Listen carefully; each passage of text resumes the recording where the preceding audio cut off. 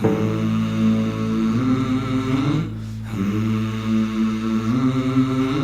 used to be an angel. Então, pessoal, vamos lá, continuando nossas aulas de forma online, em função de todos os acontecimentos que estão ocorrendo.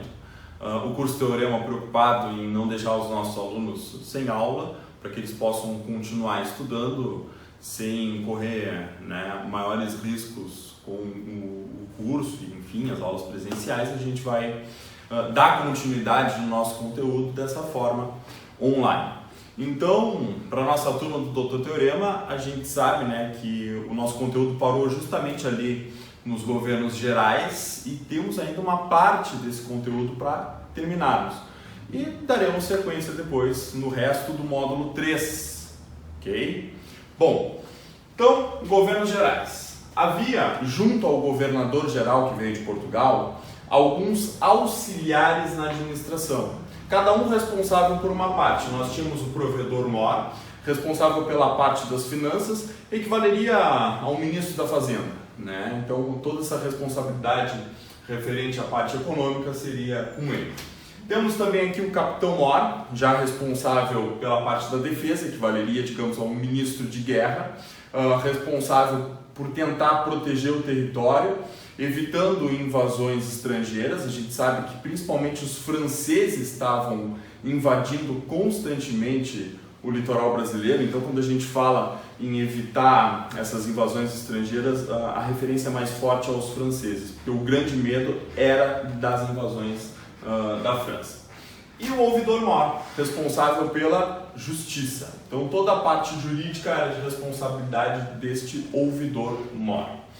Primeiros governadores que a gente vai ter aqui, Tomé de Souza, vai governar de 1549 a 1553.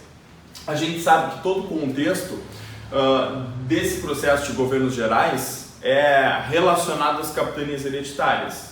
As capitanias hereditárias fracassaram, aquela tentativa de dividir o litoral brasileiro em 15 partes, entre 13 donatários, que eram nobres portugueses. Poxa, das 15, nós estudamos ainda em aula que só 2 obtiveram sucesso, muito relacionado à produção de açúcar. Então, para tentar solucionar os problemas que nós tivemos com as capitanias hereditárias, como por exemplo, resistência dos índios, falta de recursos, falta de mão de obra, esses governadores gerais acabam chegando no Brasil. Já com Tomé de Souza, nós temos aqui a construção de Salvador, que vai ser a primeira capital do Brasil. Temos a chegada dos primeiros jesuítas, e a chegada dos primeiros jesuítas já está relacionado a um dos problemas que nós tivemos no processo de capitanias hereditárias, a resistência dos índios. Os índios resistiam de todas as formas para impedir a dominação do seu território por parte dos portugueses. E a gente sabe que quando chegam esses padres jesuítas, a intenção, o objetivo é catequizar os índios, transformar esses índios em cristãos para facilitar a dominação sobre eles, através de um processo então de aculturação, em que tu impõe uma cultura europeia sobre esses índios. E também nós temos aqui o processo de guerra justa, que começa a ocorrer neste momento. Dentro desse processo de guerra justa, a gente vai falar depois dele, mas antecipando, todo aquele índio que não aceitava ser catequizado, ele poderia ser transformado em escravo, Porque com os jesuítas passou a ter um processo de proteção dos índios, impedindo que eles fossem escravizados. Então passou a se incentivar a escravização negra e ao mesmo tempo buscaram proteger os índios. Claro, a ideia do cristianismo nesse momento, do catolicismo, é justamente ampliar o número de católicos pelo mundo. Por isso também da catequese desses índios. Mas de nada adiantaria tu catequizar os índios, transformá-los em católicos e depois escravizá-los, torturá-los e matá-los. Então a gente vai observar que há uma proteção do índio e ao mesmo tempo incentivo à escravização negra. Porém, os índios que não se deixavam catequizar, que resistiam ao processo de imposição do catolicismo, esses, pela guerra justa, podiam ser escravizados. Tranquilo? Bom, na sequência nós temos aqui o Duarte da Costa, que vai governar de 1553 a 1558. Com ele nós temos a chegada do famoso jesuíta José de Anchieta. O padre José de Anchieta vai ser o responsável por trabalhar muito nesse processo de catequização. Ele inclusive vai acabar desenvolvendo uma espécie de idioma, de dialeto, nhengato, para conseguir manter uma comunicação entre portugueses e índios. E através dessa comunicação facilitar o processo de conversão dos índios ao catolicismo, ou seja, o processo de catequização. Temos ainda aqui a invasão dos calvinistas franceses. Lembrem, eu falei no comecinho da aula, o principal objetivo do Capitão Mor era a defesa, principalmente em relação aos franceses. E aquele grande medo que se tinha vai se confirmar, porque os franceses acabam invadem a região do Rio de Janeiro, vão fundar uma colônia francesa no Rio de Janeiro, que vai ser a França Antártica, tá? Lembrem que os calvinistas franceses são os burgueses, são os comerciantes franceses que invadem, eles são chamados de huguenotes. E o Mendes Sá? O Mendes Sá vai ter a responsabilidade de buscar expulsar esses franceses, porque o Duarte da Costa ele foi demitido tendo em vista que o seu governo foi considerado um fracasso, já que foi durante o governo dele que ocorreu a invasão dos franceses. Então, o principal objetivo do Mendes Sá é a expulsão destes franceses, né? E ele consegue ter sucesso em seu objetivo, utilizando principalmente a organização militar do seu sobrinho, Estácio de Sá. Bom, falando mais especificamente agora dos jesuítas, responsáveis pela conversão dos índios, né? A gente vai observar que os jesuítas vieram para o Brasil principalmente com esse objetivo.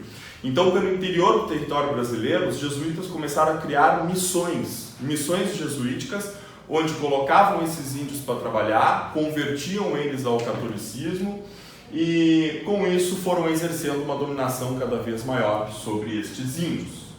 Temos ainda aqui, 1570, a primeira lei de proteção à escravidão indígena, onde se proibiu então os índios de serem escravizados. Ao mesmo tempo, a igreja incentivava a escravidão negra. Pra vocês terem uma ideia, a igreja lucrava 5% sobre o valor de cada escravo negro que era comercializado. Tá?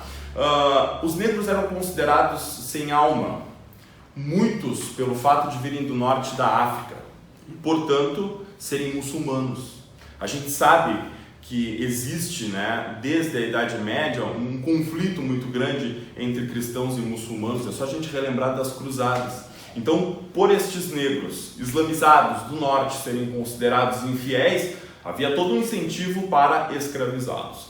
Até mesmo os das regiões central, sul, também vai se ter um incentivo em relação à escravização deles, né, por ter uma cultura totalmente diferente da católica.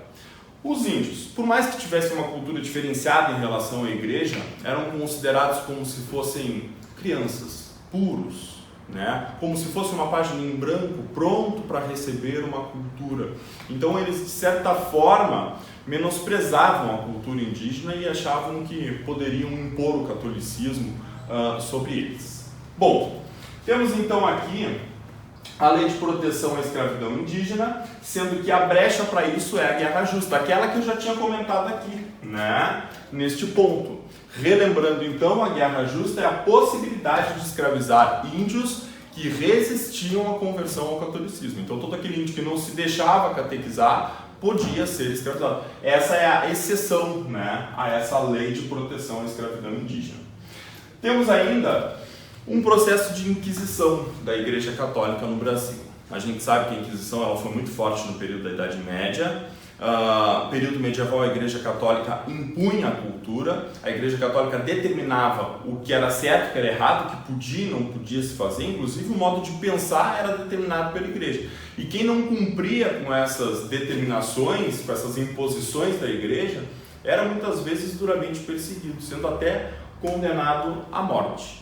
No Brasil, conforme os jesuítas vão cada vez mais tendo influência pelo regime do padroado, a gente vai ver que a Igreja Católica se transforma em oficial no Brasil.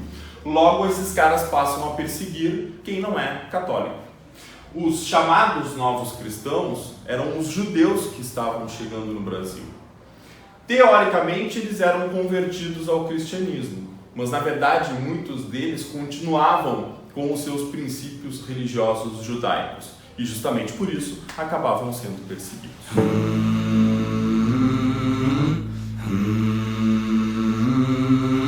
There used to be an angel